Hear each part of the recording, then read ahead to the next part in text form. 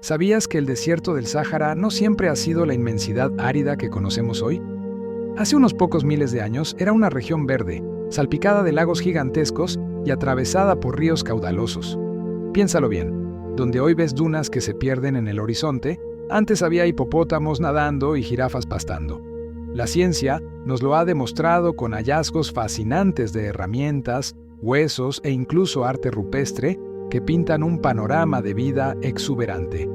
Bienvenidos a Duerme con Ciencia. Aquí no solo te contaremos hechos, sino que nos sumergiremos en la ciencia detrás de ellos para que, mientras escuchas, tu mente se relaje y aprenda algo verdaderamente asombroso.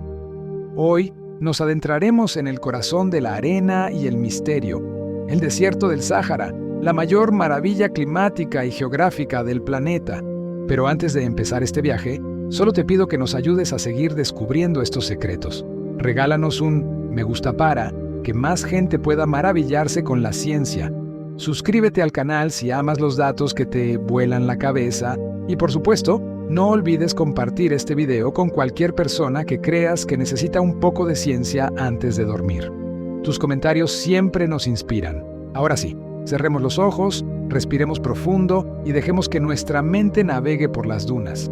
Prepárate para que tu percepción sobre los desiertos cambie para siempre. Vamos a empezar con algo que la mayoría de la gente ignora, pero que es un dato científico crucial.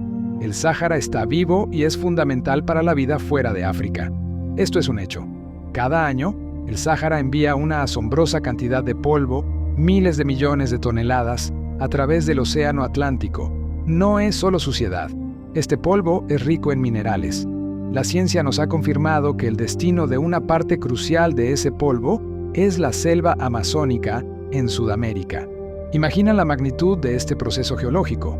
El desierto más grande del mundo está fertilizando la selva tropical más grande del mundo.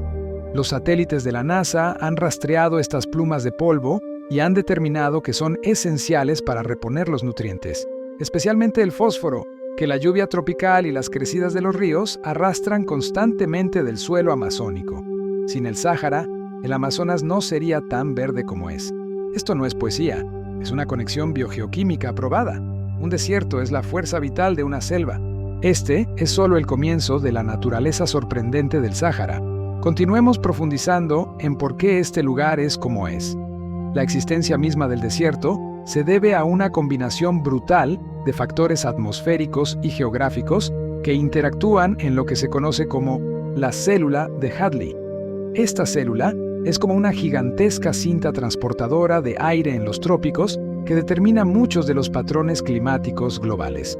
En el Ecuador, el sol calienta intensamente el aire, lo que provoca que se eleve.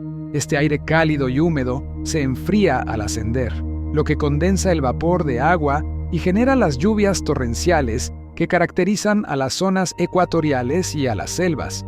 Una vez que este aire ha descargado toda su humedad, se vuelve seco y continúa viajando hacia el norte y hacia el sur, a unos 30 grados de latitud. Ahí, en esas latitudes subtropicales, ese aire seco y denso comienza a descender. Cuando el aire desciende, se calienta por compresión y, lo más importante, su capacidad para retener vapor de agua aumenta drásticamente. Esto significa que, en lugar de soltar lluvia, este aire succiona la humedad de la tierra y de la atmósfera. El Sáhara se encuentra justo bajo la rama descendente de esta célula de Hadley. El aire que lo cubre es un aire seco que constantemente inhibe la formación de nubes y actúa como una gigantesca esponja atmosférica, deshidratando la región día tras día. Es un anticiclón persistente, un sistema de alta presión que es el arquitecto principal de su aridez. Además de este gran cinturón de alta presión, la cordillera del Atlas, ubicada al noroeste del desierto, juega un papel importante. Esta cordillera crea un efecto conocido como sombra de lluvia. El aire húmedo que viene desde el Océano Atlántico es forzado a ascender sobre las montañas. Al subir, se enfría, se condensa y suelta toda su humedad en forma de lluvia sobre el lado del Atlas que mira al mar. Cuando ese aire supera las cumbres y desciende por el otro lado hacia el interior, es un aire completamente seco. Es como si la montaña le quitara el alma de agua a las nubes, dejando al Sáhara sediento. La combinación de la célula de Hadley descendente y el efecto de sombra de lluvia explica la falta extrema de precipitaciones. Para que te hagas una idea, en algunas zonas del Sáhara pueden pasar años sin que caiga una gota de lluvia medible. La precipitación media anual puede ser menor a 25 milímetros, una cantidad casi insignificante. Pero aquí viene otra parte de la historia que la ciencia nos ha revelado. La inmensidad del Sáhara es también una creación de los cambios climáticos a largo plazo de la Tierra. Lo que te conté al principio sobre el Sáhara Verde no es un mito. Es una realidad geológica que se repite en ciclos. Este fenómeno se llama el Sáhara Verde, o período húmedo africano. La última vez que ocurrió fue hace unos 14.500 a 5.500 años. La causa principal de estas transformaciones cíclicas está en algo llamado los ciclos de Milankovitch. Estos ciclos describen los cambios a largo plazo en la órbita de la Tierra y la inclinación de su eje. Estos cambios no modifican la cantidad total de energía solar que llega al planeta, pero sí alteran su distribución estacional y latitudinal. Cuando la inclinación del eje de la Tierra, oblicuidad, es mayor y el planeta está más cerca del Sol durante el verano del hemisferio norte, se produce un aumento en la intensidad de los monzones de África Occidental. Este monzón es un viento estacional que trae grandes cantidades de humedad desde el Atlántico. Durante los periodos de Sáhara Verde, estos monzones se extendieron mucho más hacia el norte de lo que lo hacen hoy. El resultado de esta alteración orbital fue dramático. Los desiertos retrocedieron y una vasta región que ahora es árida se transformó en una sabana llena de pastizales y matorrales. Los científicos han encontrado evidencia de esto en los sedimentos lacustres, es decir, lodo y restos que se acumularon en el fondo de antiguos lagos. Se han descubierto esqueletos de peces, cocodrilos e hipopótamos en lugares donde hoy la arena lo es todo. Incluso el arte rupestre del Tassili N'Ajjer, una cadena montañosa en el Sáhara argelino, muestra escenas de caza y pastoreo con animales que simplemente no podrían vivir en el Sáhara actual. Este periodo verde no se desvaneció de la noche a la mañana. La transición del Sáhara Verde al Sáhara árido moderno fue relativamente rápida, geológicamente hablando, y se conoce como el Holoceno Medio. Los datos sugieren que el cambio se aceleró alrededor de 5.500 a 5.000 años atrás, cuando los monzones se debilitaron y la vegetación comenzó a morir. La pérdida de vegetación fue crucial, porque esta tiene un efecto de retroalimentación. Las plantas evaporan agua, lo que aumenta la humedad local y fomenta más lluvia. Cuando las plantas desaparecen, la Tierra refleja más luz solar, lo que reduce la elevación del aire y, por lo tanto, reduce la formación de nubes y precipitación. El Sáhara actual no es solo arena. A pesar de su reputación, menos del 20% de su superficie total está cubierta por dunas de arena. La mayor parte de su territorio se compone de otros tipos de paisajes desérticos. El término científico para estas vastas llanuras rocosas es hamadas. Estas son mesetas altas de roca desnuda, a menudo con capas de roca sedimentaria que han sido barridas por el viento. La superficie parece más un paisaje lunar que un mar de arena. También existen los serirs, que son llanuras de grava donde el viento ha eliminado todo el material fino, dejando solo cantos rodados y guijarros pulidos. Estos paisajes son testimonio de la fuerza del viento sahariano, que es un agente geológico constante de erosión y transporte. Cuando hablamos de las dunas de arena, nos referimos a los ergs, que son las grandes cuencas o campos de dunas. Estas dunas son tan impresionantes porque no son estáticas. Se mueven. El viento, aunque parezca suave a veces, está constantemente transportando granos de arena.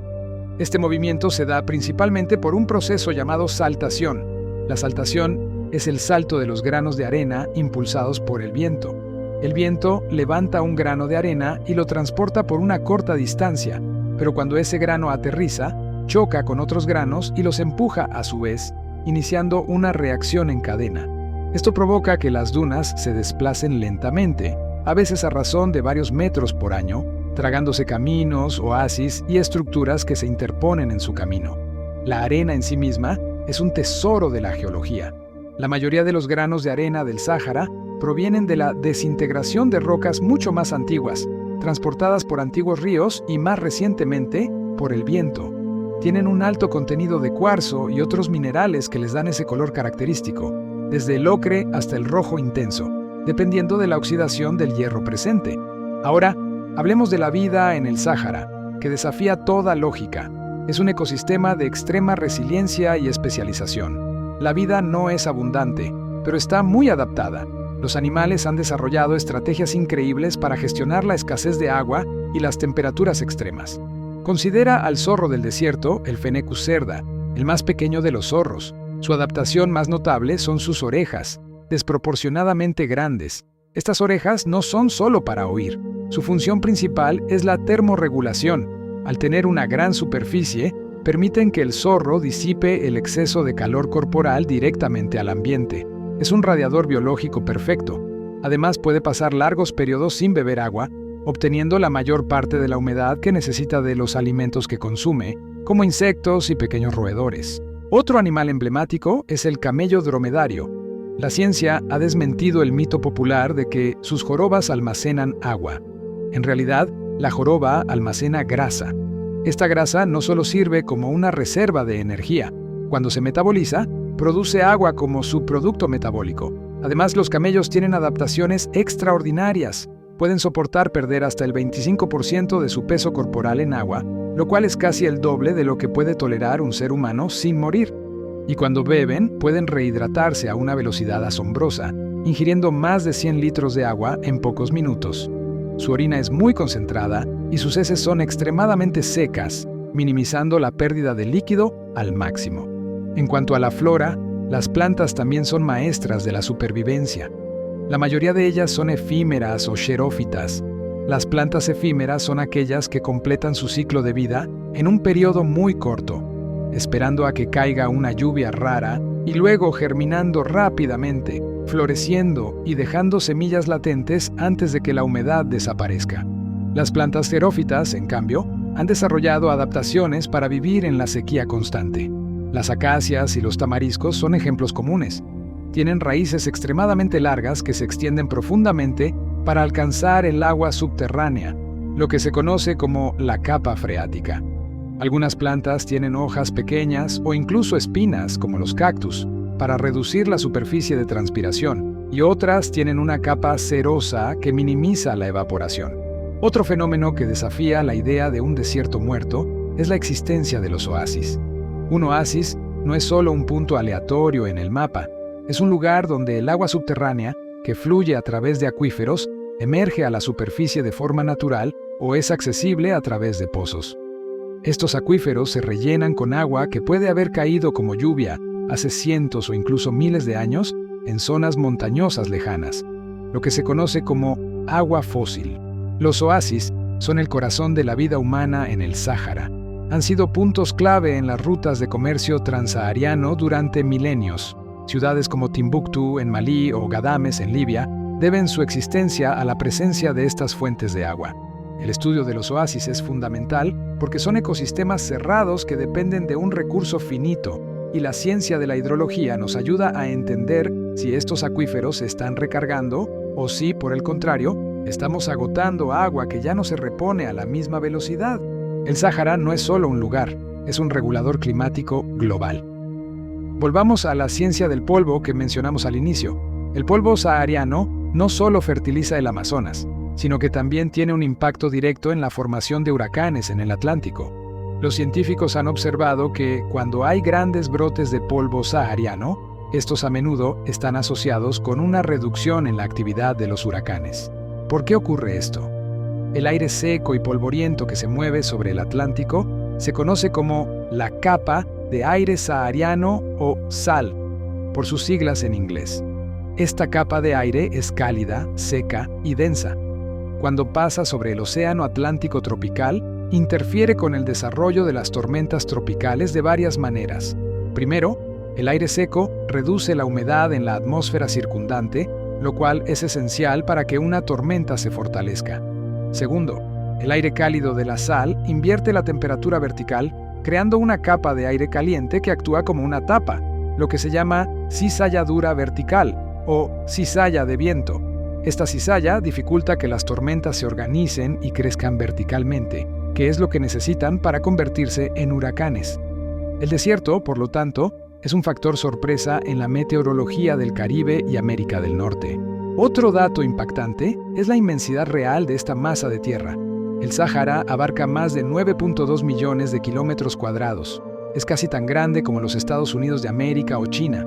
Cruza 10 países: Argelia, Chad, Egipto, Libia, Malí, Mauritania, Marruecos, Níger, Sudán y Túnez. Esta escala descomunal hace que sus desafíos y su biodiversidad sean igualmente inmensos y complejos. El hecho de que el Sáhara sea tan masivo también influye en la velocidad del viento.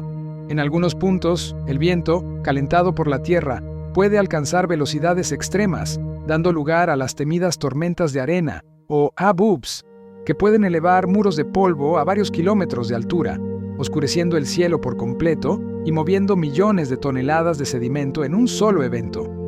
Estas tormentas son más que un espectáculo visual. Son eventos geológicos que redistribuyen el paisaje y afectan la calidad del aire a miles de kilómetros de distancia. Y para que veamos la magnitud de su historia, hablemos de los cráteres de impacto. La aridez y la geología estable del Sáhara hacen que sea un lugar excepcional para encontrar meteoritos. El viento y la arena actúan como un proceso de limpieza constante, eliminando la meteorización y la vegetación que ocultarían las rocas espaciales en otras partes del mundo. Además, muchos meteoritos caen en campos de dunas, y el movimiento de la arena hace que eventualmente afloren a la superficie. Los cazadores de meteoritos han encontrado en el Sáhara algunos de los especímenes más raros y valiosos, incluyendo fragmentos de la Luna y de Marte, expulsados de sus cuerpos de origen por otros impactos y que han viajado a través del espacio hasta aterrizar en esta cuna de arena. Es un museo de la historia del sistema solar a cielo abierto. El Sáhara no es un lugar que simplemente exista, es un motor dinámico de la Tierra.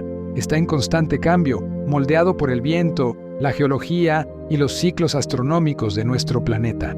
Entender su ciencia es entender una parte fundamental de cómo funciona nuestro mundo, desde la fertilidad de las selvas hasta la calma de la temporada de huracanes.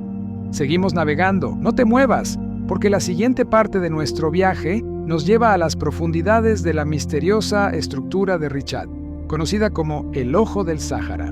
El viaje por la arena y la ciencia del Sáhara nos lleva ahora a una de sus mayores y más desconcertantes joyas, la estructura de Richat. Imagínate que eres un astronauta orbitando la Tierra. Miras hacia abajo a la inmensidad marrón y ocre del desierto de Mauritania y de repente ves un círculo perfecto, como un blanco de tiro o el ojo de un gigante, con anillos concéntricos que se extienden por casi 50 kilómetros. Esa es la estructura de Richat, conocida popularmente como el Ojo del Sáhara. Durante mucho tiempo, la gente pensó que se trataba de un cráter de impacto de un meteorito o incluso el sitio de la mítica Atlántida.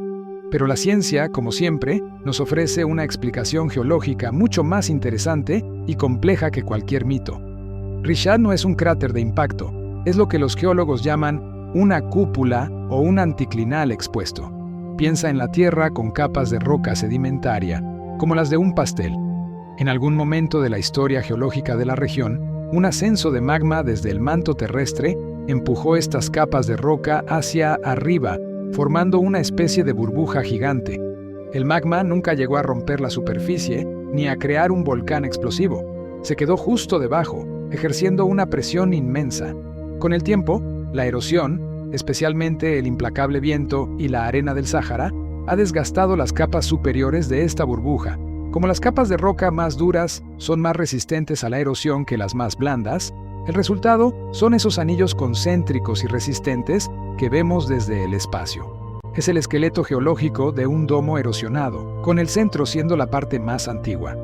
La belleza de Richat radica en que es un testigo mudo de la inmensa cantidad de tiempo y de los procesos lentos pero poderosos que moldean la corteza terrestre.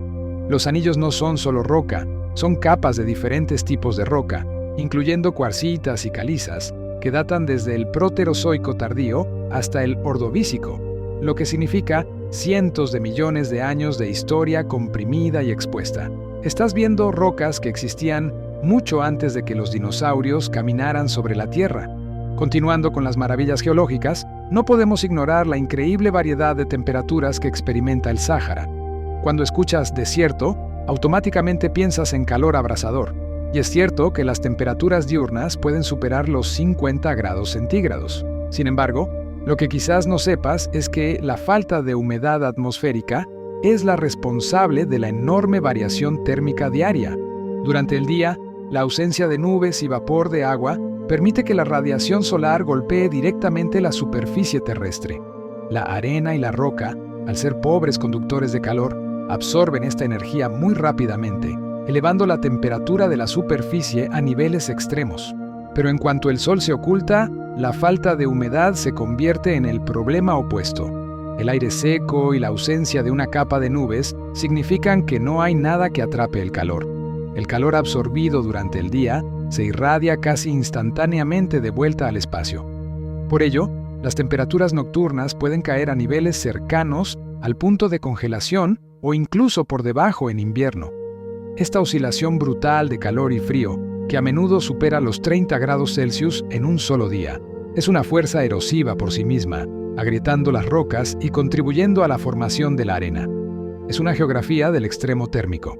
Esta aridez extrema ha sido clave para preservar no solo estructuras geológicas, sino también restos paleontológicos y arqueológicos que nos cuentan la historia de la vida. La ausencia de humedad ralentiza la descomposición orgánica, lo que ha convertido partes del Sáhara en un archivo natural del pasado. En Chad, por ejemplo, los científicos descubrieron el cráneo de Sahelanthropus chadensis, apodado Toumai, que es uno de los homínidos más antiguos conocidos, con una edad estimada de 7 millones de años. Imagina, los restos de un posible antepasado humano esperando ser descubierto en lo que ahora es una de las regiones más inhóspitas. El descubrimiento de Toumai en el desierto de Jurab, una zona extremadamente remota, demuestra que esa región fue alguna vez un entorno boscoso cerca de un lago, reforzando la idea del Sáhara como un ecosistema cambiante. Hablemos ahora de la presencia humana en el Sáhara hoy en día. A pesar de todo lo que hemos dicho sobre la hostilidad del clima, el desierto está habitado por grupos que han dominado el arte de la supervivencia y el tránsito. Los tuaregs son quizás el grupo más conocido, a menudo llamados los hombres azules por el color índigo de los velos que usan. Su modo de vida, basado en el pastoreo nómada y el comercio, es una obra maestra de adaptación cultural. Los tuareg usan el camello dromedario como la espina dorsal de su economía y movilidad.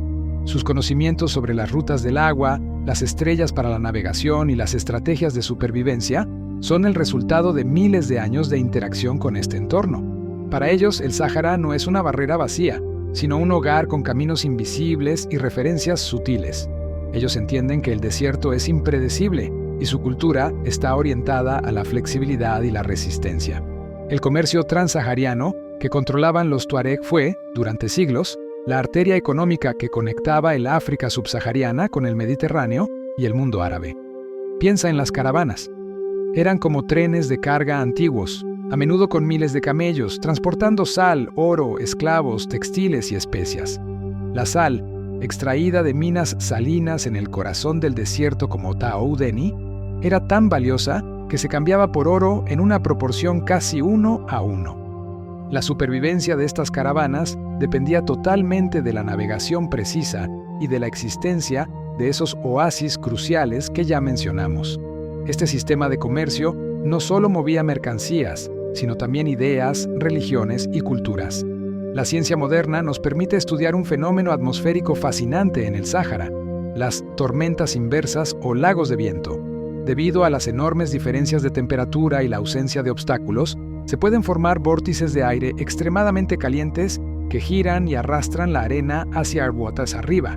Pero un aspecto aún más intrigante es cómo el aire caliente del desierto puede elevarse tan alto que forma ondas de gravedad atmosféricas que se extienden por el mundo. El calor del Sáhara no se queda en África, su energía se propaga.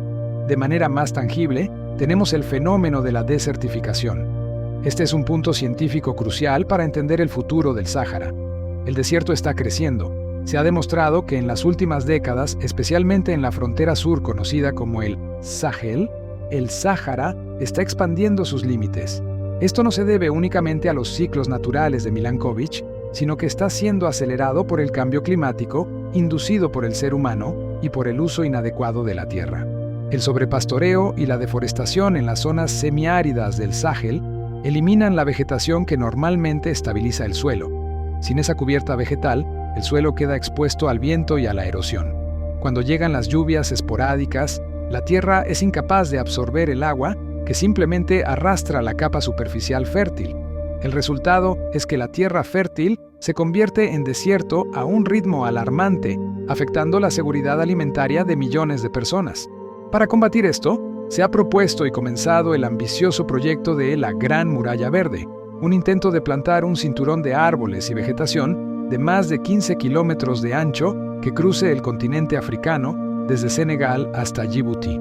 La ciencia detrás de esto es intentar replicar la retroalimentación positiva de la vegetación que existió durante el Sáhara Verde.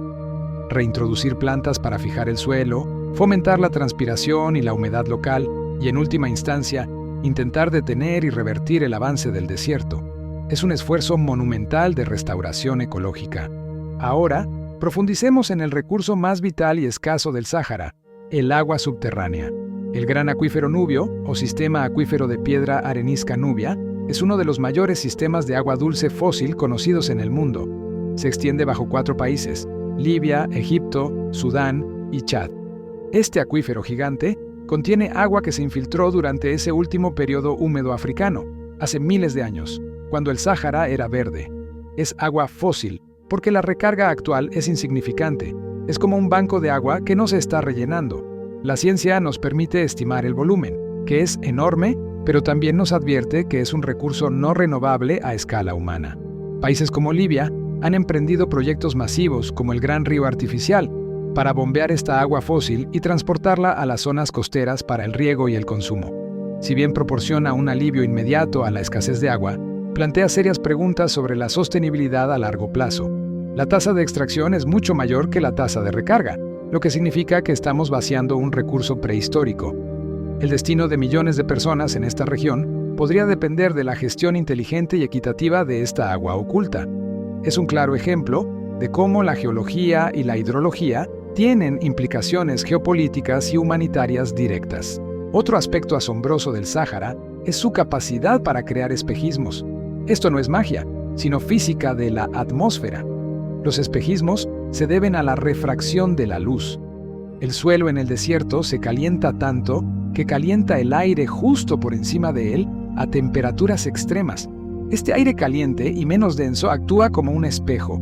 Cuando la luz del cielo o de un objeto lejano como una duna o una montaña pasa del aire más frío y denso al aire muy caliente y menos denso cerca del suelo, se curva o se refracta hacia el ojo del observador. Nuestro cerebro, acostumbrado a que la luz viaje en línea recta, interpreta esta luz curvada como si viniera de un reflejo en una superficie de agua. Es una ilusión óptica creada por gradientes extremos de temperatura y densidad en la atmósfera. Es un recordatorio de que en el desierto, incluso lo que ves no siempre es real. El Sáhara también ha jugado un papel fundamental en la exploración espacial. La NASA y otras agencias han utilizado la geografía y las condiciones climáticas de ciertas zonas del Sáhara para simular las condiciones de Marte. El paisaje árido, rocoso y las hamadas se parecen sorprendentemente a las fotografías enviadas por los rovers marcianos. Además, el aislamiento y la falta de contaminación lumínica lo convierten en un excelente lugar para la astronomía y la observación de fenómenos atmosféricos que serían invisibles en lugares más poblados. Es nuestra ventana a otros mundos sin salir de la Tierra. Finalmente, volvamos a la increíble biodiversidad que resiste. A pesar de la hostilidad, el Sáhara es hogar de una increíble variedad de reptiles y arácnidos, adaptados a vivir bajo tierra o a moverse solo durante las horas más frescas.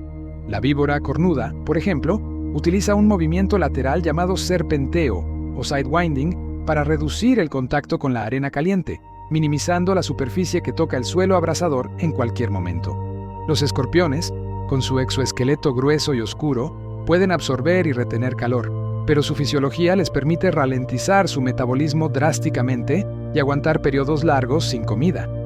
La forma en que cada especie ha evolucionado para resolver el mismo problema fundamental, la escasez de agua y el calor excesivo, es una lección de ingeniería biológica. El Sáhara es mucho más que un montón de arena. Es un laboratorio de la Tierra, un motor climático, un archivo histórico y un testimonio de la resistencia de la vida y la cultura. Su estudio sigue ofreciéndonos datos impactantes, desde las entrañas de sus acuíferos hasta las nubes de polvo que fertilizan continentes lejanos. Y no hemos hecho más que empezar a rascar la superficie de este gigante. Aún nos quedan muchos secretos por desenterrar. Nos habíamos quedado asombrados por la increíble biología del Sáhara, donde la vida encuentra la forma de florecer a pesar de la implacable aridez. Pero hay una criatura en particular que ejemplifica la extrema especialización en el desierto y que merece toda nuestra atención. La hormiga plateada del Sáhara, Cataglyphis bombicina, piensa en el sol del mediodía, cuando la arena está tan caliente que literalmente podría freír un huevo. Las temperaturas en la superficie de la arena pueden exceder los 60 grados centígrados, un calor letal para casi cualquier forma de vida. Sin embargo, en ese momento exacto, la hormiga plateada emerge de su nido subterráneo. ¿Por qué? Porque es el único momento en que sus depredadores, como los lagartos, están obligados a esconderse del calor insoportable. La hormiga plateada es una maestra de la supervivencia térmica. Su primera y más obvia adaptación es su color. El tono plateado brillante de su cuerpo no es solo estético, es una armadura reflectante. La ciencia ha demostrado que estos pelos especializados reflejan la luz solar en el espectro visible e infrarrojo, lo que reduce drásticamente la cantidad de calor que su cuerpo absorbe. Es como llevar un traje de espejo microscópico. Pero eso no es todo. Estas hormigas también tienen la capacidad de correr a velocidades increíbles, en proporción a su tamaño, y lo hacen manteniendo su cuerpo elevado por encima de la arena. Correr rápido y alto les permite minimizar el tiempo de contacto con la superficie ardiente y maximizar la disipación de calor.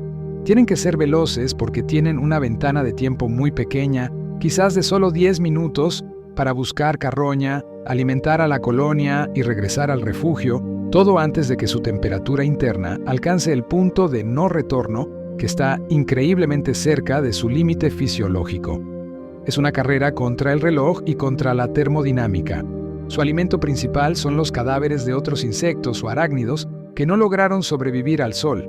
La hormiga está literalmente cosechando la muerte térmica de otras especies. Es un ciclo de vida y muerte perfectamente sincronizado con el punto más cruel del día. Ahora, cambiemos de escala y volvamos a la magnitud de la energía que el Sáhara maneja. Su vastedad no solo produce calor y polvo, también es una fuente de energía solar sin explotar de una magnitud que podría cambiar el futuro energético del mundo. Los datos son impactantes.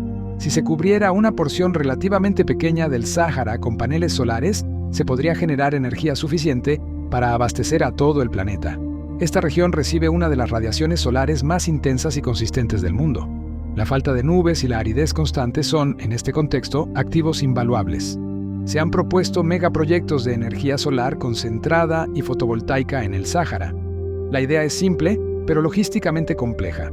Usar esta energía en el norte de África y luego exportarla a través de cables submarinos hacia Europa, creando una red energética limpia e interconectada.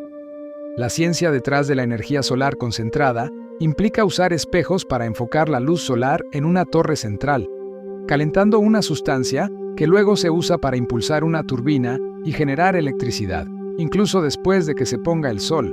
Sin embargo, hay desafíos científicos y ambientales significativos. El primero es el polvo. El mismo polvo que fertiliza el Amazonas es un problema para la eficiencia de los paneles solares. Las tormentas de arena requieren sistemas de limpieza sofisticados y constantes. El segundo es el agua, necesaria para enfriar las estaciones de energía concentrada. ¿Usar el agua fósil del gran acuífero Nubio para generar electricidad sostenible?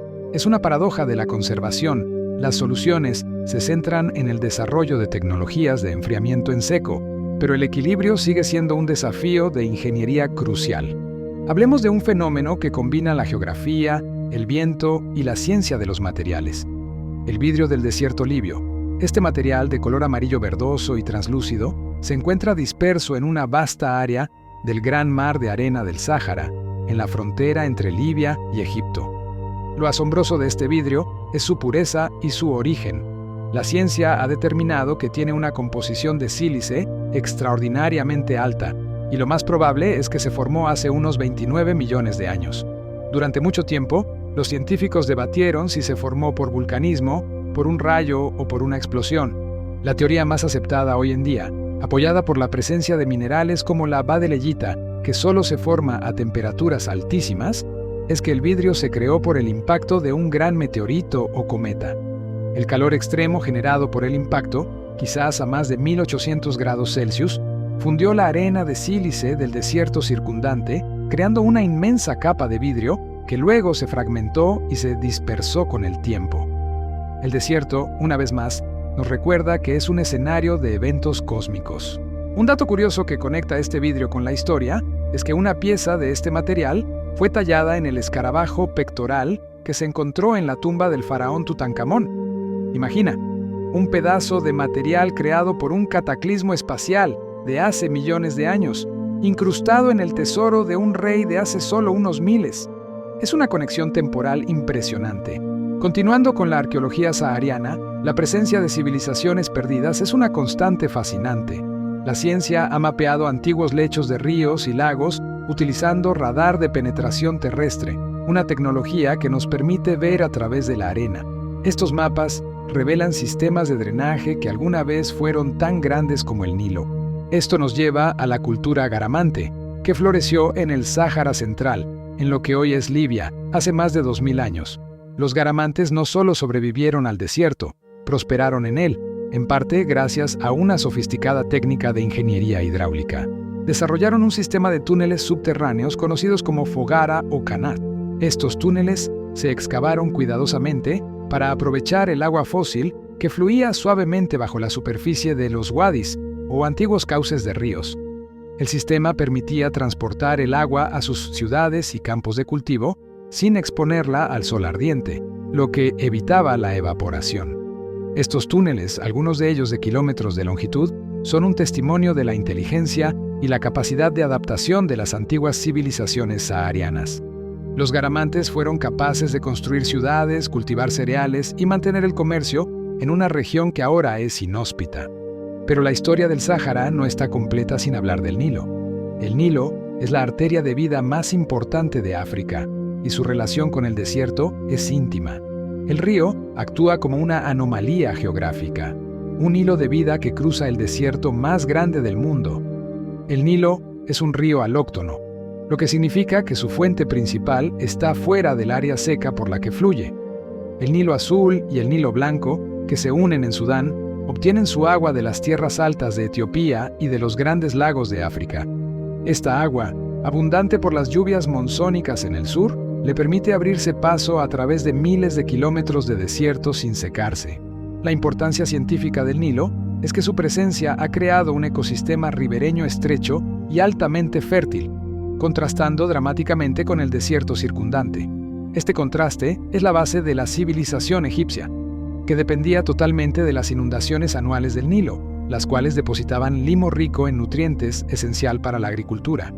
El desierto, por lo tanto, no solo define a Egipto, sino que también lo protege, creando una barrera natural a ambos lados del valle fluvial. Ahora, volvamos a las adaptaciones de la vida en el desierto, esta vez con el ejemplo de la vegetación. La Welwitschia mirabilis es una planta que no se encuentra en el Sáhara propiamente dicho, sino en el desierto de Namibia, en el sur de África, pero su biología encapsula la extrema adaptación que vemos en las plantas xerófitas del Sáhara.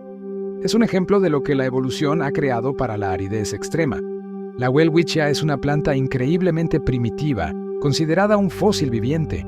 Solo produce 2 hojas a lo largo de toda su vida, y estas 2 hojas crecen continuamente a lo largo del suelo, pareciendo un montón de tiras desordenadas. Lo asombroso es su longevidad. Pueden vivir más de 1500 años. ¿Cómo lo hacen? Su estrategia principal es absorber la humedad de la niebla. El aire cálido del desierto, al entrar en contacto con el océano Atlántico frío, crea nieblas costeras densas. Las hojas de la Welwitschia están diseñadas para atrapar y absorber esta humedad como si fueran esponjas. Es una forma de vida que se ha desconectado de la lluvia y ha optado por cosechar el rocío, un recurso mucho más fiable en esas condiciones extremas. Las especies de acacias que sí se encuentran dispersas por el Sáhara también muestran adaptaciones ingeniosas. La acacia del Nilo, por ejemplo, tiene raíces profundas que le permiten acceder a la capa freática, el agua subterránea. Además, Su follaje es espinoso y pequeño para minimizar la superficie de evaporación. Pero hay otro truco. Algunas acacias han desarrollado la capacidad de interactuar con las bacterias del suelo para fijar nitrógeno, un nutriente escaso en el suelo desértico, dándoles una ventaja crucial sobre otras plantas. Hay que recordar que el Sáhara no es un solo tipo de desierto. Los científicos distinguen varios tipos dentro de su inmensidad: el desierto de arena, ERG, el desierto de roca, Hamada, el desierto de grava, Serir, y los valles de sal, Sabkha. Cada uno presenta desafíos únicos para la vida y la exploración. Los Sabkha son depresiones fangosas o salinas que a menudo contienen grandes concentraciones de sal y yeso. Estos se forman donde el agua subterránea, rica en minerales, llega a la superficie y se evapora, dejando atrás una costra salina.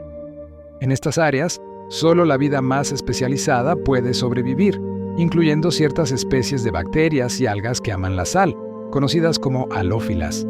Los científicos estudian estos ambientes porque son análogos a lo que podrían ser ambientes de vida extremófila en otros planetas, como Marte. Volviendo a la influencia climática del Sáhara, su impacto se siente en el Ártico. Este es un dato que te va a volar la cabeza por la distancia. El polvo sahariano, transportado por las corrientes de chorro de la atmósfera, a veces llega tan lejos como Groenlandia. Cuando este polvo se deposita en el hielo y la nieve de Groenlandia, lo oscurece ligeramente. ¿Cuál es el efecto? Las superficies oscuras absorben más calor solar que las superficies blancas brillantes. Al absorber más calor, el polvo sahariano acelera el derretimiento del hielo y la nieve del Ártico. Es una conexión climática directa y comprobada. El calor y la arena de África están contribuyendo al derretimiento de los polos. El Sáhara es verdaderamente un regulador global del clima. Y un último punto de ciencia pura sobre la arena. ¿Sabes por qué la arena de las dunas canta? Es un fenómeno acústico raro que ocurre solo bajo condiciones muy específicas, en dunas de arena muy fina y redondeada. Cuando la arena se mueve o se desliza por la pendiente de la duna, las vibraciones del movimiento, amplificadas por las condiciones secas y la uniformidad de los granos, producen un sonido que puede variar desde un zumbido hasta un rugido bajo. Los científicos creen que este sonido se produce cuando una capa superficial de arena seca se desliza sobre una capa subyacente de arena compactada. Es la naturaleza regalándonos una sinfonía geológica. El Sáhara sigue siendo una fuente inagotable de misterios y datos científicos. Es una lección constante sobre cómo la geología, la climatología y la biología se entrelazan para crear un entorno de belleza implacable. Cada duna, cada roca, cada criatura es una prueba de la tenacidad y la magnitud de los procesos terrestres. Aún tenemos mucho terreno por cubrir en este vasto desierto, y te aseguro que los próximos secretos son aún más sorprendentes. Hemos explorado las increíbles adaptaciones de la vida, la geología cósmica y la influencia global del Sáhara, pero hay un capítulo de su historia que resuena con un misterio profundo: la evidencia de batallas navales prehistóricas. Sí, ¿lo escuchaste bien? Batallas navales en lo que hoy es el desierto más árido del planeta. La ciencia nos lleva de vuelta a ese periodo del Sáhara verde, donde la región no era solo una sabana, sino que estaba dominada por un cuerpo de agua colosal llamado el lago Mega Chad. El lago Chad moderno es solo un remanente diminuto de lo que fue este gigante. En su apogeo, hace unos 7.000 años, el lago Mega Chad era el cuerpo de agua dulce más grande del mundo, con una superficie que podría haber superado los 400.000 kilómetros cuadrados, una extensión comparable a la del mar Caspio actual. Los investigadores, utilizando datos satelitales y sedimentos, han encontrado las antiguas líneas de costa que atestiguan esta inmensidad. Ahora, ¿dónde entran las batallas? Los arqueólogos han descubierto sitios de asentamientos humanos a lo largo de las antiguas costas y en las islas de este meglago. Estos pueblos, antepasados de las culturas que hoy habitan el Sahel, eran pescadores y cazadores que utilizaban canoas. Si existía un recurso tan vital como un lago tan grande, es completamente plausible y probable que la competencia por las mejores zonas de pesca, los puntos de comercio o el control de las islas llevara a conflictos que involucraban embarcaciones. Aunque la evidencia directa de un Titanic prehistórico es escasa, los restos de arpones, puntas de flecha y herramientas de guerra encontradas en los sitios lacustres nos pintan un cuadro de comunidades humanas complejas y posiblemente belicosas que navegaban en este mar interior africano. Esta es una imagen que rompe completamente el estereotipo del Sáhara como un vacío inmutable. Para entender realmente la dimensión de la vida en el Sáhara Verde, no podemos dejar de lado la sorprendente evidencia de arte rupestre. En lugares como el Tassili Najer en Argelia y el Tibesti en Chad, las paredes rocosas de las cuevas y refugios son una galería de arte que abarca miles de años y nos muestra la increíble transformación climática. Los científicos han clasificado estas pinturas en distintos periodos estilísticos que coinciden con los cambios ambientales. Los periodos más antiguos, conocidos como el período del búfalo salvaje o el período de la cabeza redonda, muestran animales salvajes como búfalos, elefantes e hipopótamos, junto con figuras humanas realizando danzas o rituales. Luego viene el período del ganado, donde la escena cambia a hombres pastoreando grandes rebaños de ganado doméstico, lo que indica la llegada de la agricultura y la domesticación. Lo crucial aquí es la datación de estas pinturas. Utilizando la datación por radiocarbono de material orgánico asociado a las pinturas o analizando las técnicas de erosión, se ha podido establecer que el arte más antiguo se remonta a hace más de 10.000 años, cuando la zona era mucho más húmeda.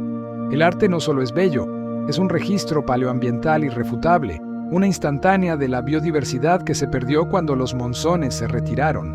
A medida que avanzamos en el tiempo pictórico, las pinturas comienzan a mostrar camellos y carros tirados por caballos, marcando la transición hacia la aridez moderna y el surgimiento del comercio transsahariano. El arte rupestre sahariano es, científicamente, una de las crónicas climáticas más impresionantes del planeta. Ahora, movámonos de la superficie a las profundidades con un dato sobre la arena que es vital para la construcción moderna. La arena del Sáhara no sirve para construir. Esto parece contraintuitivo dada su inmensidad, pero la ciencia de los materiales lo explica perfectamente. La arena utilizada en la construcción, especialmente para hacer hormigón, debe ser rugosa y angular. Los granos con bordes afilados se entrelazan y se adhieren bien con el cemento, creando una matriz fuerte. Sin embargo, los granos de arena del Sáhara han sido rodados y pulidos por el viento durante millones de años. Este proceso erosivo, conocido como eolización, convierte los granos en esferas lisas y redondeadas. Si usas arena redondeada en el hormigón, las esferas lisas no se adhieren correctamente al cemento. Se deslizan, creando una mezcla débil y propensa a colapsar.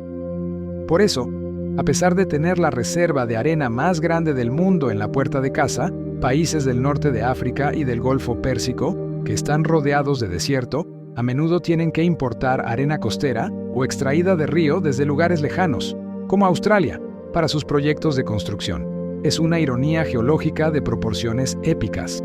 Volvamos al tema del viento, que es quizás el agente más poderoso del Sáhara. El viento no solo mueve la arena y erosiona las rocas, también produce un fenómeno eléctrico conocido como triboelectricidad. La triboelectricidad es la electricidad estática generada por la fricción. Cuando miles de millones de granos de arena chocan entre sí y contra las rocas y el aire seco, se crea una carga eléctrica masiva.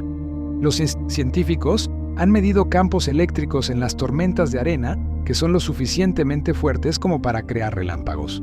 Estos relámpagos de arena no son tan potentes o comunes como los que se ven en las tormentas de lluvia, pero son una manifestación directa de la energía mecánica de la fricción convertida en energía eléctrica. Este fenómeno no solo es un dato curioso, afecta la forma en que el polvo se deposita y viaja.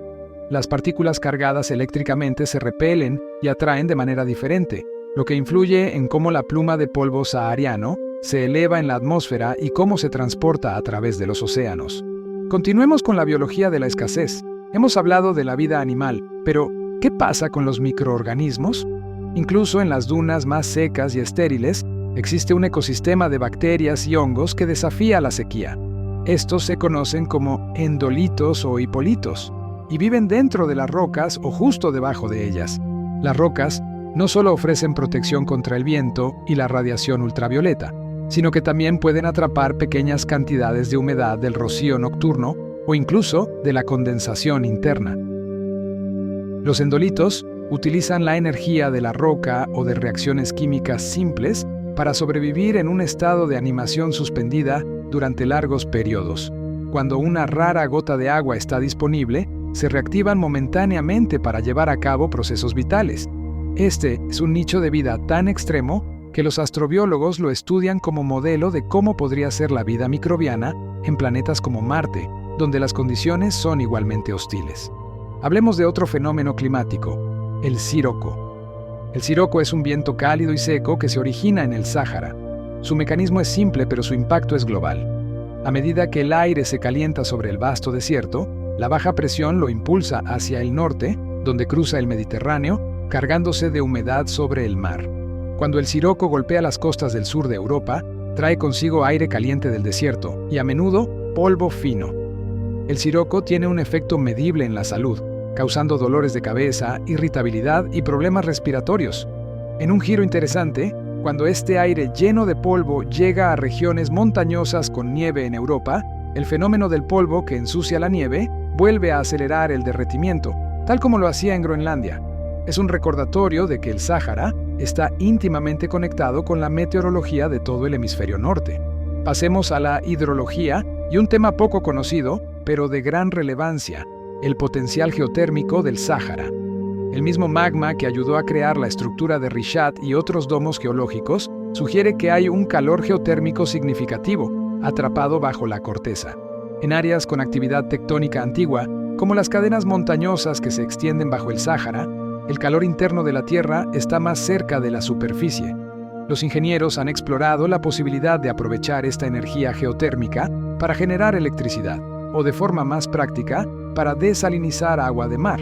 El calor se podría utilizar para evaporar el agua de mar, separando la sal y proporcionando agua potable.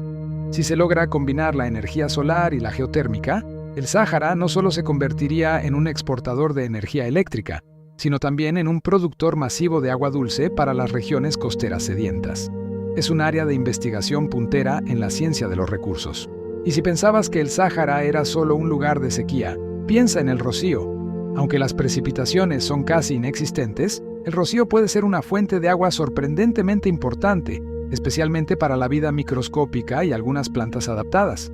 El rocío se forma por la intensa caída de temperatura durante la noche, cuando el aire se enfría hasta su punto de rocío, condensando el vapor de agua en gotitas sobre las superficies. Los científicos han descubierto que el rocío puede aportar una cantidad significativa de humedad a la arena superficial. Los líquenes y los musgos, que son formas de vida increíblemente resistentes, son capaces de absorber esta agua directamente. Para algunas especies de escarabajos, el rocío se convierte en su única fuente de hidratación, utilizando complejos mecanismos en su caparazón para recolectar y beber las microgotas. Es una manifestación de que la vida en el desierto se mantiene de las migajas de la humedad. Para concluir este segmento, hablemos del Sáhara como laboratorio de climatología. Los núcleos de hielo extraídos de Groenlandia y la Antártida y los núcleos de sedimentos marinos del Atlántico a menudo contienen capas de polvo sahariano. Al estudiar la cantidad y la composición de este polvo a lo largo de las capas de tiempo, los climatólogos pueden reconstruir la historia de los vientos, la aridez del Sáhara y los periodos monzónicos de África. Estos registros nos han permitido confirmar los ciclos de Milankovitch y entender cómo la Tierra ha oscilado entre un Sáhara verde y un Sáhara seco durante cientos de miles de años. El polvo es una cinta magnética de la historia climática, permitiéndonos predecir, basándonos en los ciclos orbitales, que el Sáhara volverá a ser verde en el futuro, aunque no en los próximos 10.000 a 12.000 años. El desierto, por lo tanto, no es estático, simplemente opera en una escala de tiempo geológica que supera nuestra imaginación. El Sáhara guarda en su arena no solo historia, sino también las claves del futuro climático. Y créeme, aún hay mucho más bajo esas dunas. Si la arena del Sáhara guarda secretos de batallas navales y meteoritos ancestrales, imagina lo que se esconde bajo el nivel del suelo, en el silencio de sus rocas más antiguas. Hoy nos sumergiremos en la historia geológica profunda, un viaje en el tiempo que se mide en miles de millones de años. La mayor parte del Sáhara se asienta sobre lo que los geólogos llaman el cratón africano. Un cratón es el núcleo continental, una porción de la litosfera de la Tierra que se ha mantenido estable y relativamente inalterada durante eones. El cratón africano es extraordinariamente antiguo, con rocas que datan de la era precámbrica, algunas con una edad superior a 2.5 mil millones de años. Piensa en estas rocas como los cimientos originales de la Tierra, formadas cuando la vida multicelular aún no existía. La inmensidad y la permanencia del Sáhara se deben en parte a la rigidez y estabilidad de este núcleo geológico. Es una de las superficies más viejas y duras del planeta, lo que explica por qué vemos esas vastas llanuras rocosas, las hamadas, que resisten la erosión mejor que las dunas de arena. Un fenómeno asociado a esta geología antigua es la presencia de grandes depósitos minerales. El Sáhara no es solo arena y rocas, esconde grandes cantidades de hierro, uranio, fosfatos y otros minerales esenciales. Por ejemplo, Marruecos es un actor importante en el mercado global de fosfatos, un mineral crucial para los fertilizantes agrícolas, y gran parte de estos depósitos se encuentran en las zonas de transición del Sáhara. La composición mineral de estas rocas cratónicas es un recuerdo silencioso de la intensa actividad volcánica y tectónica que dio forma al continente africano hace mucho tiempo. Continuemos con un dato que conecta la flora con el sonido. ¿Has oído hablar de las rosas del desierto? No son plantas, sino formaciones minerales fascinantes. Se trata de agregaciones de cristales de yeso o baritina que se forman en zonas áridas y semiáridas. La formación ocurre cuando el agua subterránea, rica en sales minerales disueltas, se evapora cerca de la superficie. A medida que el agua se evapora, los minerales se precipitan, es decir, se solidifican. Los cristales de yeso crecen en forma de láminas planas y entrelazadas, atrapando granos de arena entre sus estructuras. El resultado es una formación que de manera asombrosa se asemeja a los pétalos de una rosa. Cada pétalo es un cristal, y el color de la formación está determinado por el color de la arena que queda atrapada dentro. La rosa del desierto es una prueba física de la interacción sutil y lenta entre el agua, la química y la arena del desierto. Volvamos al mundo animal para explorar la maestría del camuflaje.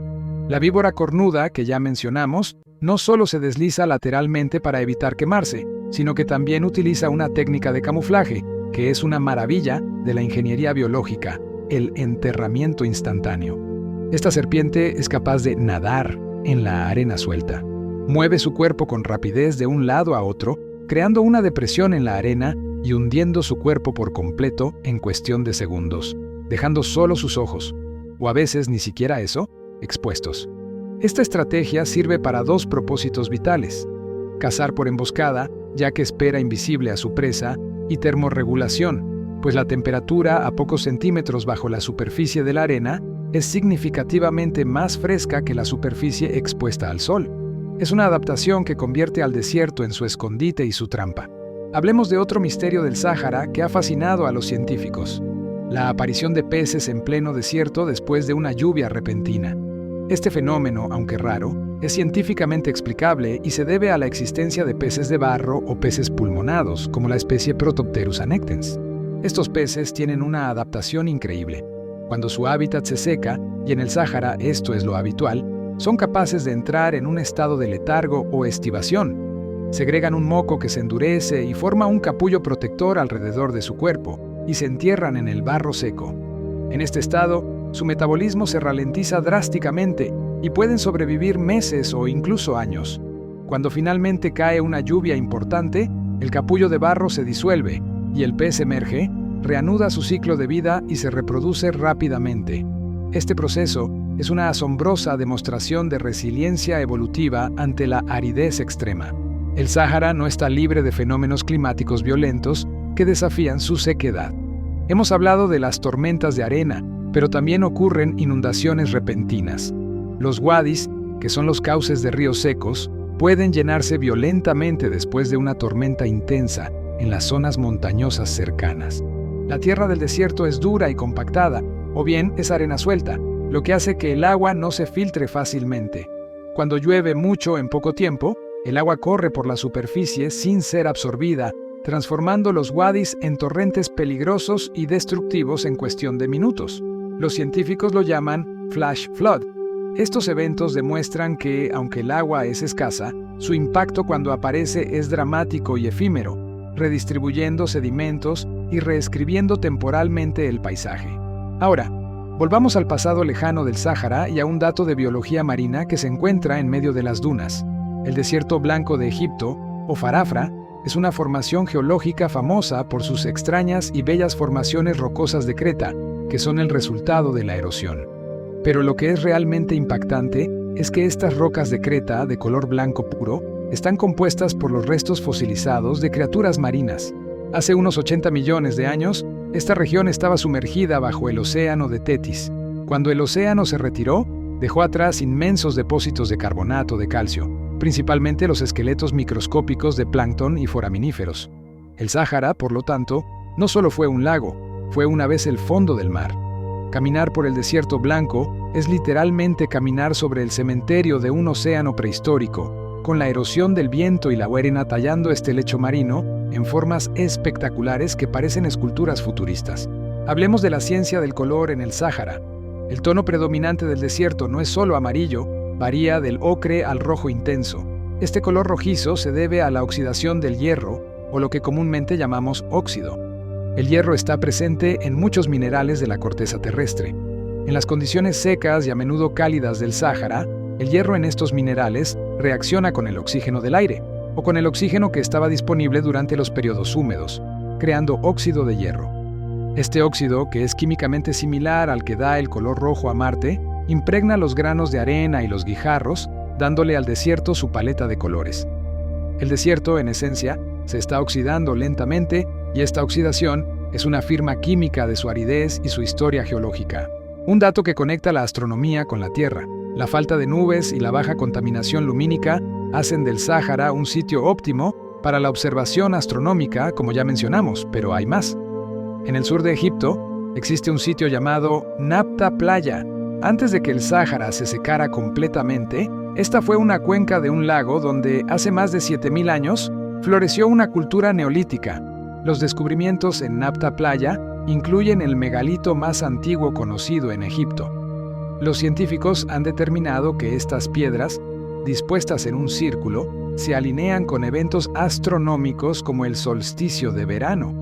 Esto sugiere que estas antiguas culturas poseían conocimientos astronómicos y utilizaban el cielo, que el desierto les ofrecía con tanta claridad, para marcar el tiempo y posiblemente predecir el inicio de la temporada de lluvias.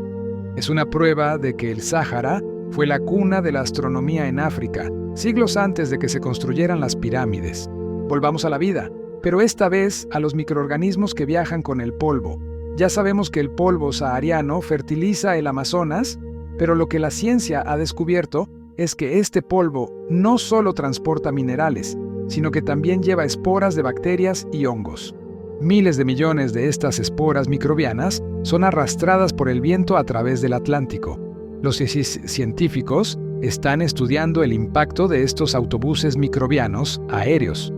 Algunas de estas esporas pueden ser patógenos, lo que significa que el Sáhara podría ser una fuente de enfermedades que viajan a través de los continentes. Sin embargo, otras son inofensivas o incluso beneficiosas. Este flujo de vida microscópica conecta la ecología del Sáhara con la de las Américas y otras regiones en un intercambio biológico continuo que antes era impensable. Otro ejemplo de especialización animal en el desierto es la gacela Dorcas. Esta gacela es una obra maestra de la conservación de agua. No solo pueden obtener toda la humedad que necesitan de la vegetación que comen, sino que han desarrollado la capacidad de aumentar drásticamente su temperatura corporal interna. Normalmente, los animales sudan o jadean para enfriarse, pero al sudar se pierde agua, que es el recurso más escaso. La gacela Dorcas puede permitir que su temperatura corporal suba por encima de los 40 grados Celsius antes de empezar a jadear. Al permitir que su cuerpo se caliente, minimiza la diferencia de temperatura entre su cuerpo y el ambiente, reduciendo la necesidad de evaporar agua. Solo por la noche, cuando el aire es fresco, disipan el calor acumulado. Es una estrategia de ahorro de agua tan eficiente que les permite sobrevivir sin beber una sola gota de agua líquida durante años. Para concluir este segmento, hablemos de las dunas más grandes del mundo. Las dunas no son todas iguales. En el Sáhara puedes encontrar dunas estrella, que son gigantescas formaciones con múltiples brazos que irradian desde un pico central. Estas dunas se forman en regiones donde la dirección del viento es muy variable, proveniente de diferentes cuadrantes a lo largo del año. La duna estrella más grande del mundo se encuentra en China, pero el Sáhara alberga algunas de las más impresionantes. Estas megadunas pueden alcanzar alturas de cientos de metros, moviéndose a un ritmo muy lento.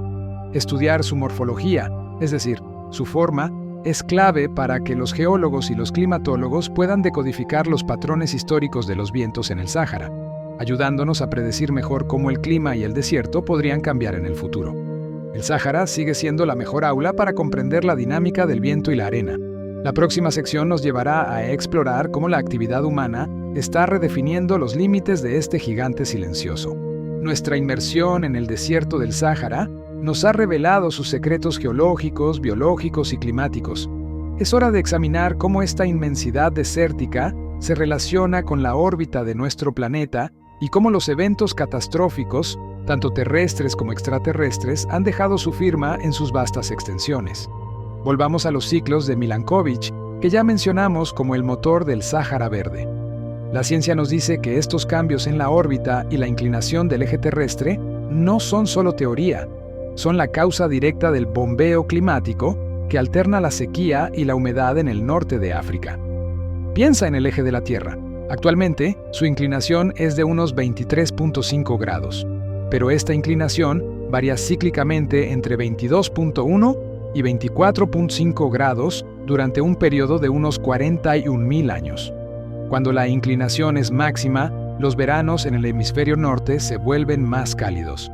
Este calor más intenso aumenta la diferencia de temperatura entre la Tierra y el mar, lo cual fortalece el monzón de África Occidental, impulsándolo más al norte y llevando lluvia al Sáhara.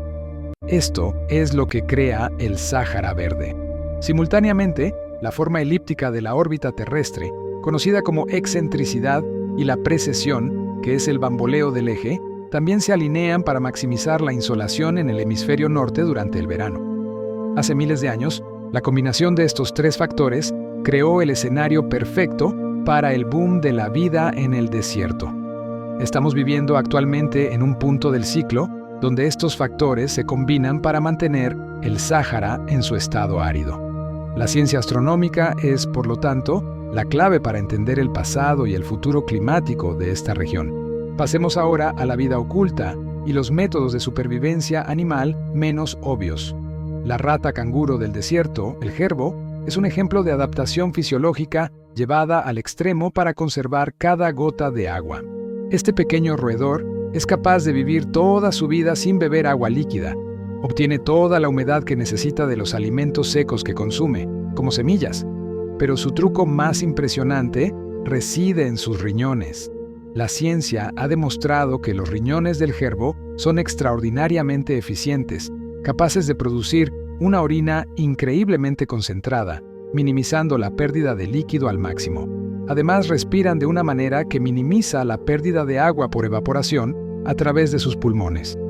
Es una máquina biológica de conservación de agua, optimizada por la evolución para desafiar la aridez. Volvamos al mundo de los minerales y la meteorología con un fenómeno fascinante: el transporte de bacterias. El polvo sahariano, al que nos hemos referido repetidamente, no solo viaja lejos, puede afectar la química de las nubes y potencialmente el clima. Los científicos han descubierto que las esporas y los microorganismos transportados por el polvo sahariano pueden actuar como núcleos de condensación de hielo en las nubes de alta altitud. Un núcleo de condensación es una pequeña partícula alrededor de la cual se forma una gota de agua o un cristal de hielo. Las bacterias transportadas por el polvo, por lo tanto, podrían estar influyendo en la formación de nubes y en los patrones de precipitación en regiones muy distantes de África. Esto convierte al Sáhara no solo en un fertilizante, sino también en un modulador potencial de la meteorología global a través de la microbiología atmosférica. Ahora, un dato sorprendente sobre la geografía y el agua que vincula al Sáhara con el Océano Atlántico, el cañón submarino del Sáhara. Si bien el Sáhara es sinónimo de tierra seca, su antigua historia hidrológica se extiende hasta el fondo del mar. Hace millones de años, durante los periodos húmedos, un gigantesco río que los geólogos llaman el Proto-Nilo o el Nilo Negro fluía a través de lo que hoy es el desierto. Este río, mucho más grande que el actual, no desembocaba donde lo hace ahora el Nilo. En cambio, se dirigía hacia el oeste, cruzando el Sáhara hasta el Atlántico. La evidencia de este río existe en la topografía del fondo marino, donde un enorme cañón submarino de cientos de kilómetros de largo marca el antiguo cauce de este río prehistórico. Los sedimentos y los depósitos de este río se encuentran ahora en el fondo del Atlántico, a kilómetros de la costa, proporcionando otro registro de la inmensa cantidad de agua que una vez fluyó por esta tierra ahora seca. Hablemos de la ciencia del color en los animales del Sáhara y cómo esta es vital para su supervivencia. Muchos reptiles y arácnidos del desierto tienen una coloración que imita perfectamente la arena y las rocas, un camuflaje que les es vital para evitar a los depredadores y para cazar sin ser detectados. El color de la piel o el caparazón de estas criaturas no es aleatorio, es una adaptación evolutiva que se ajusta con precisión al tono dominante del sustrato local. Además del camuflaje visible, la ciencia ha descubierto que muchos de estos animales también tienen patrones de coloración que los ayudan con la termorregulación, usando parches más claros para reflejar la luz o parches más oscuros para absorberla en momentos estratégicos. Es una interacción compleja entre la óptica, la química de los pigmentos y la supervivencia. Un tema crucial en la vida del Sáhara es la agricultura en el desierto, que ha sido posible gracias a la ciencia aplicada. El cultivo de palmeras datileras es un arte de adaptación. El dátil es un cultivo ideal para el oasis, porque la palmera es extremadamente resistente a la sequía y a la salinidad. La palmera datilera utiliza un sistema de raíces profundas para acceder al agua subterránea. Además, el denso dosel de las palmeras crea un microclima sombreado y más fresco debajo de ellas. Esta sombra es esencial, ya que permite que otros cultivos menos tolerantes al sol, como verduras y forraje, puedan crecer en los niveles inferiores. La agricultura de oasis no es solo un jardín, es un sistema agroforestal de varios niveles, diseñado por la experiencia y optimizado para la escasez de recursos. Volvamos a la energía solar, pero esta vez con un dato sobre la desalación. La desalinización de agua de mar es una tecnología que consume muchísima energía, y el Sáhara, con su potencial solar ilimitado, podría resolver este problema. Los proyectos de desalación en el norte de África están explorando el uso de la energía solar concentrada para alimentar las plantas desalinizadoras. El calor extremo del sol se utiliza para evaporar el agua de mar, un proceso que separa el agua dulce de la sal. La gran ventaja es que, al ubicar las plantas en la costa del Sáhara y alimentarlas con su propia energía solar, se crea un sistema autosuficiente que podría proveer de agua dulce a las grandes ciudades costeras y a las explotaciones agrícolas, aliviando la presión sobre los acuíferos fósiles. Es una solución de ingeniería que transforma un recurso abundante, el sol, en un recurso escaso, el agua. Para cerrar este segmento, hablemos de una maravilla geológica en Libia, el campo de dunas de Ubari. Este es un área de EKGS, dunas de arena, en el Sáhara Central, pero lo que lo hace extraordinario es la presencia de lagos de agua dulce en el fondo de las depresiones entre las dunas. Estos lagos son remanentes del lago Megachad y de otros cuerpos de agua que existieron en el Sáhara Verde. El agua es atrapada por una capa impermeable de arcilla que se formó en el fondo del antiguo lago. La arena de las dunas migra y se mueve, pero el agua permanece atrapada en estas profundas cuencas. A pesar de la evaporación constante, los lagos se mantienen, lo que demuestra la increíble capacidad del subsuelo para conservar el agua a largo plazo. Estos oasis lacustres son ecosistemas únicos y frágiles, un testimonio vivo del pasado acuoso del desierto. El Sáhara continúa siendo una fuente inagotable de asombro científico. Es un lugar donde la astronomía, la hidrología, la biología y la geología se unen para contar la historia de un planeta en constante transformación. Cada descubrimiento en su inmensidad nos recuerda la dinámica del sistema Tierra. La narrativa del Sáhara no estaría completa sin adentrarnos en las leyendas y los descubrimientos que han alimentado la imaginación popular, pero que la ciencia ha logrado descifrar, y en ocasiones confirmar con datos sorprendentes. Uno de estos mitos recurrentes es la existencia de ciudades perdidas, enterradas bajo las dunas. Si bien la idea de una metrópolis al estilo de la Atlántida es fantasía, la ciencia de la arqueología ha demostrado que bajo la arena reposan ciudades y redes de asentamientos reales. Ya hablamos de la civilización Garamante y sus Fogara. El uso de tecnología de radar de penetración terrestre ha permitido a los investigadores ver las estructuras de estas ciudades, revelando planes urbanos sofisticados, fortificaciones y extensos sistemas de canales y pozos, lo que prueba que el Sáhara ha sido mucho más que un vacío poblacional. El Sáhara no destruye la evidencia, la conserva. Al ser un ambiente tan seco, los materiales orgánicos que normalmente se descompondrían rápidamente en ambientes húmedos pueden perdurar por milenios. Este fenómeno ha permitido el descubrimiento de textiles, maderas y restos botánicos que ofrecen una visión detallada de las dietas y el comercio de estas civilizaciones prehistóricas. El desierto, por su propia sequedad, se convierte en un conservatorio histórico. Ahora, un dato fascinante de la geología superficial: las piedras de silicio y sus formas. En las amadas, esas llanuras rocosas, a menudo se encuentran guijarros o rocas que han sido talladas por el viento cargado de arena. Estos se llaman ventifactos. Un ventifacto es una piedra que ha sido pulida y tallada por la abrasión eólica hasta adoptar formas geométricas sorprendentes, a menudo con caras planas y bordes afilados. La dirección de estas caras y el grado de pulido nos dan información precisa sobre los patrones de viento dominantes y su intensidad a lo largo del tiempo. Los geólogos los estudian porque son un indicador natural, un anemómetro de piedra, que registra la fuerza del viento a lo largo de escalas de tiempo geológicas. Cambiemos de perspectiva y hablemos de la vida que se alimenta de la muerte, los buitres y su papel ecológico. Aunque la vida en el Sáhara es escasa, la carroña es un recurso valioso, y los buitres, especialmente el buitre leonado y el alimoche, son los principales limpiadores del desierto. Estos depredadores aéreos tienen adaptaciones biológicas únicas. Su visión es excepcional, lo que les permite detectar una carcasa a kilómetros de distancia en el paisaje uniforme. Pero más importante es su capacidad para procesar la carne en descomposición. Su estómago tiene un ácido increíblemente fuerte que mata las bacterias patógenas, lo que les permite comer carne infectada sin enfermarse. Al eliminar la carroña rápidamente, los buitres desempeñan un servicio de higiene ecológica vital, previniendo la propagación de enfermedades en un ambiente donde los recursos son demasiado escasos para desperdiciar. Volvamos al tema del agua, pero en la interacción del Sáhara con el mar. Las corrientes marinas en el Atlántico, cerca de la costa de África Occidental, están fuertemente influenciadas por los vientos del Sáhara. El viento superficial que sopla desde el desierto, conocido como trade winds, empuja el agua superficial del océano hacia el oeste. Este movimiento de agua superficial provoca un fenómeno llamado surgencia o upwelling. El agua superficial cálida es reemplazada por agua fría y rica en nutrientes que asciende desde las profundidades del océano.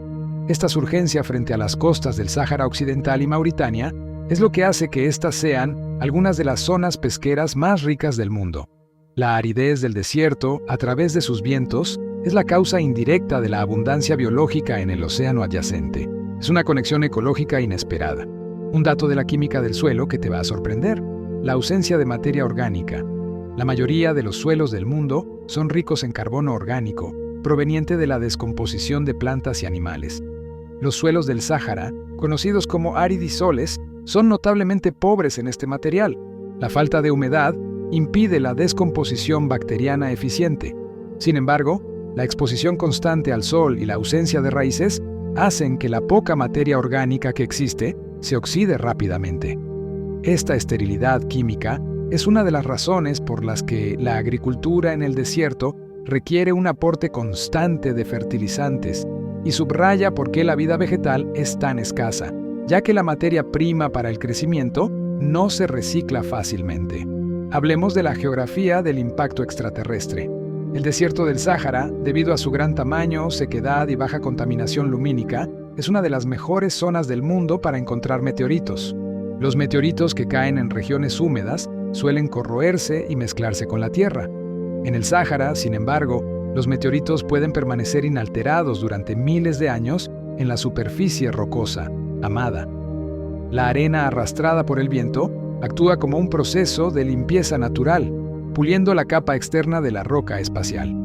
Además, el fondo plano y las llanuras rocosas actúan como un gran lienzo monocromático, haciendo que las rocas oscuras de origen extraterrestre se destaquen contra el color claro del desierto. El Sáhara es un gigantesco museo natural de rocas cósmicas. Un dato impactante sobre la física de la luz.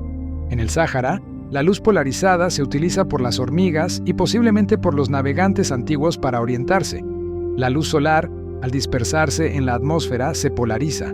Aunque nuestros ojos no lo detectan fácilmente, algunos insectos, como la hormiga plateada del Sáhara, tienen ojos que son sensibles a la polarización. Esto les permite usar los patrones de luz polarizada en el cielo azul como una especie de brújula, incluso cuando el sol está oculto o en medio de un paisaje de dunas uniformes. El patrón de polarización les da una dirección absoluta.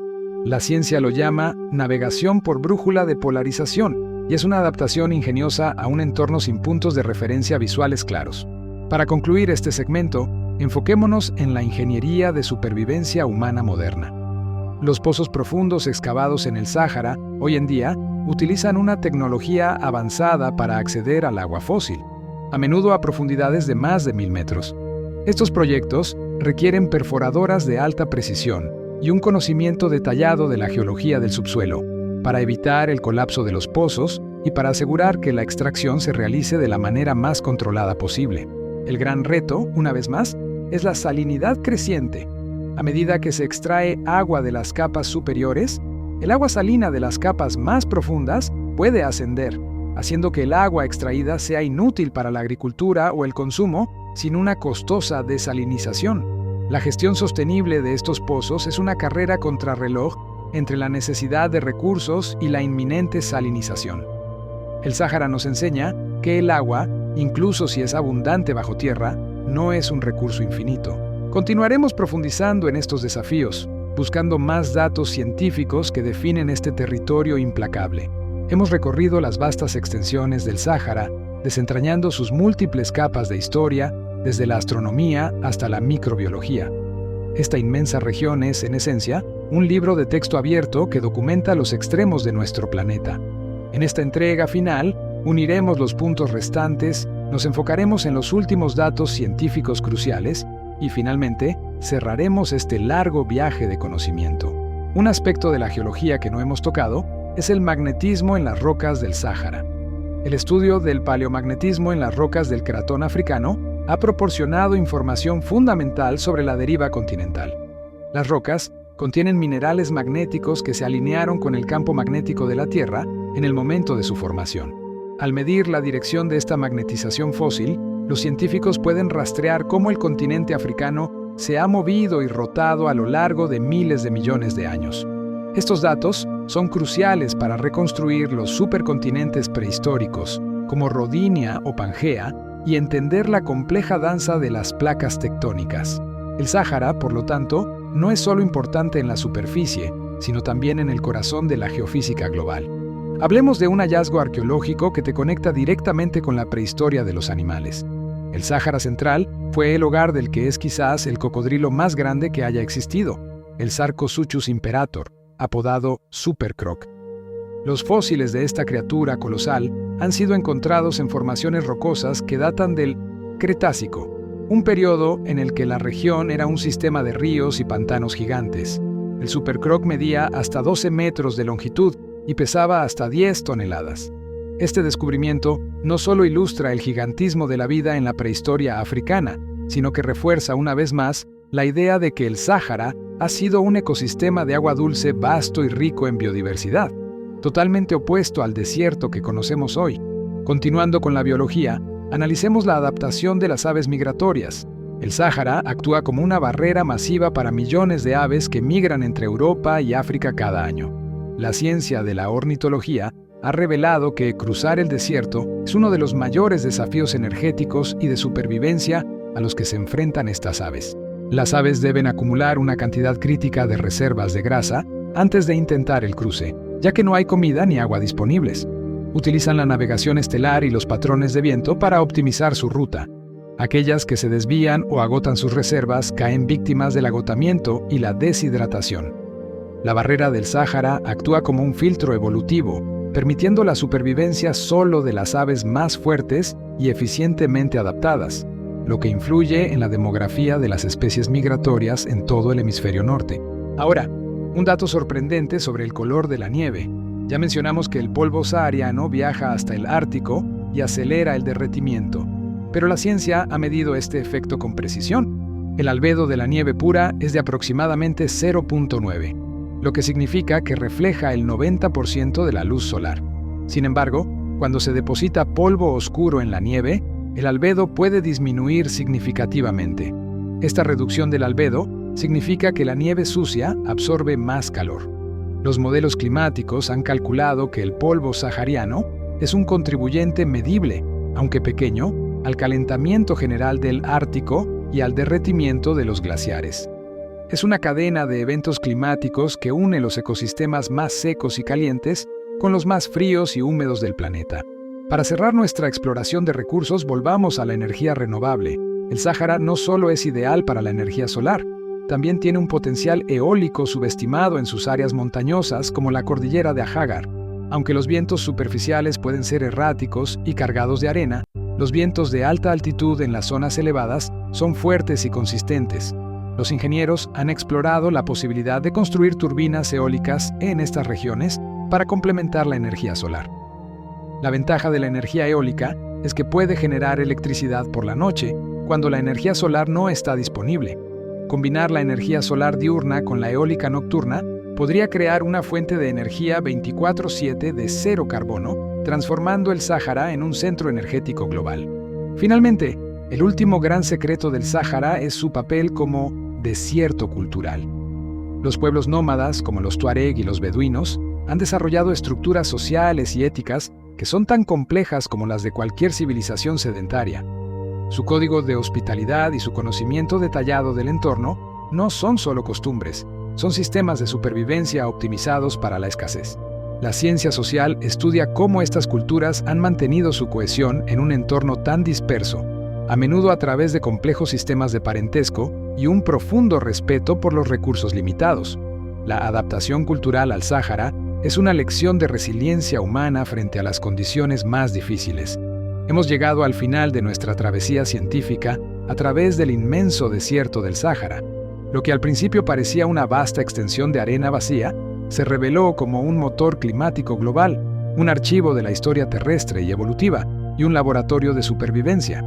Hemos visto cómo los ciclos astronómicos dictan sus periodos de vida y muerte, cómo los microorganismos viajan a través de los océanos para fertilizar la vida en otros continentes, cómo las criaturas, desde la hormiga plateada hasta la gacela Dorcas, han desarrollado bioingeniería de conservación de agua inigualable, y cómo las civilizaciones humanas, desde los garamantes hasta los tuareg, han dominado el arte de la escasez.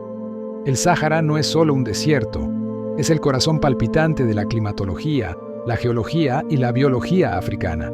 Su estudio continuo nos proporciona claves vitales para comprender el cambio climático, la gestión sostenible de recursos hídricos fósiles y la resiliencia de la vida en condiciones extremas. Pero la lección más grande que nos deja el Sáhara es que la Tierra es un sistema profundamente interconectado. El movimiento de un grano de arena en África puede tener un impacto químico y físico en un bosque en el Amazonas o en un glaciar en Groenlandia. Es un recordatorio de que no existe el aislamiento en nuestro planeta. Espero que esta inmersión profunda en la ciencia del Sáhara te haya ofrecido una nueva perspectiva, transformando tu visión de este gigante silencioso de algo yermo a algo asombroso y esencial. Gracias por acompañarme en este largo viaje por la ciencia del Sáhara. Si te ha fascinado lo que el desierto tiene para contarnos y quieres seguir descubriendo los secretos del mundo a través de la ciencia, no olvides suscribirte, darle a like a este video y compartir esta charla con otros entusiastas del conocimiento. Tu apoyo ayuda a que la ciencia siga fluyendo, incluso en los temas más áridos. Duerme bien con la certeza de que incluso el lugar más seco de la Tierra está lleno de vida y misterio. Hasta la próxima.